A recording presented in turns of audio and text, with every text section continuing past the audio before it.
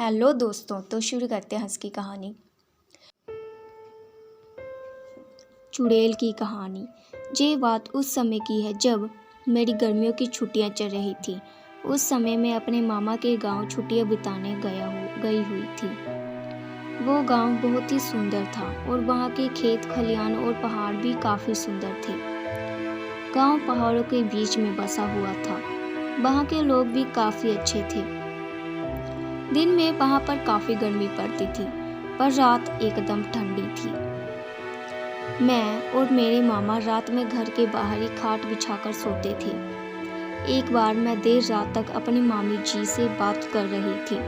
बातों ही बातों में मैं मामी जी से पूछने लगी, मामी जी ये बताइए, इस गांव में आपने कोई चुड़ैल वगैरह देखी है क्या? वैसे मैं आपको बता दूं कि मुझे भूत चुड़ैल की कहानियां सुनना काफ़ी दिलचस्प लगता है। पर मेरी मामी जी बोली कि रहने दे, तू फालतू में डर जाएगी और रात को ढंग से सो भी नहीं पाएगी।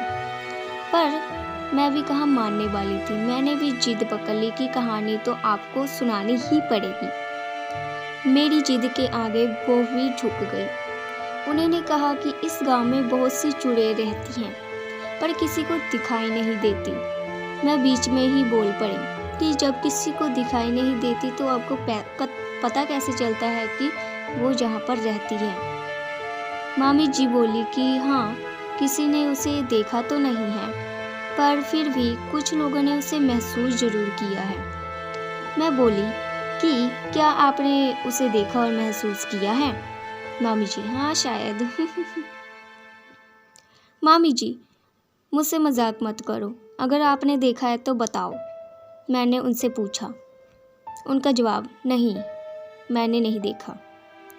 मुझे आपसे कहानी सुननी थी, पर उन्होंने मुझे कोई कहानी नहीं सुनाई। मैं बाहर जाकर अपनी खाट पर लेट गई। मामा पहले से ही सो चुके थे। मैं भी फिर सोने की कोशिश कर रही थी, पर ना जाने क्यों मुझे नींद ही नहीं आ रही थी। मैं बस उसी सब चीज़ों के बारे में सोच रही थी कि मुझे नींद आ गई कब।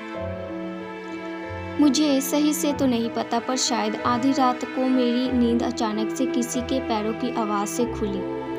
उस समय मेरे मामा जी तो सो ही रहे थे। मैं अचानक अचरज में थी कि इतनी रात को कौन हो सकता है, पर मेरी इतनी हिम्मत नहीं हो रही थी कि मैं खाट से उठकर पीछे देखूं कि कौन चल रहा है। उस समय मैं थोड़ा डरी हुई थी, क्योंकि उस रात मैं मामी जी से भूत चुड़ैल की बातों पर बातें कर रही थी। मैंने सोचा कि चुपचाप होकर देखती हूँ कि कौन है। धीरे धीरे वो आवाज़ बढ़ती जा रही थी। वो जो कोई भी थी धीरे धीरे मेरे पास आ रही थी। मैंने देखा कि एक बूढ़ी सी महिला जो काले कपड़े पहन रखी थी, वो झुक कर चल रही थी। वो मुझे से अब थोड़ा आगे निकल गई और एक जगह जाकर रुक गई। मैं अब भी उसी को ही देख रही थी और सोच रही थी कि ये क्यों रुकी है, कि तभी वह पीछे मुड़ी। जहाँ पर वे खड़ी थी वहाँ बल्ब की हल्की सी रोशनी पड़ रही थी। मैंने उनका चेहरा देखा और सोचने लगी, तो मैंने उनका चेहरा देखकर डर गई। उनकी नाक लंबी थी, उनके चेहरे पर अजीब सी डरावनी हंसी थी।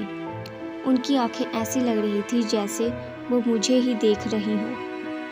मैंने अपनी आंखें बंद कर ली और चुपचाप ऐसे दिखाने लगी जैसे मुझे कुछ पता ही नहीं हो। थोड़ी देर बाद मेरे कानों में एक आवाज़ आई, हाँ हाँ हाँ, तुझे क्या लगता है मुझे पता नहीं चलेगा कि तू मुझे देख रही है? मैं एकदम से नींद से उठ गई। सुबह होने में अभी कुछ समय बाकी थी। मैं बोली, भगवान का लाख लाख धन्यवाद है कि ये एक सपना था। दोपहर के समय गांव में ही एक घर के लोगों का जमावड़ा लगा था। सब लोग चिल्ला रहे थे कि इस पर चुड़ैल आई है। मैं भी उसी भीड़ में खड़ी हो गई।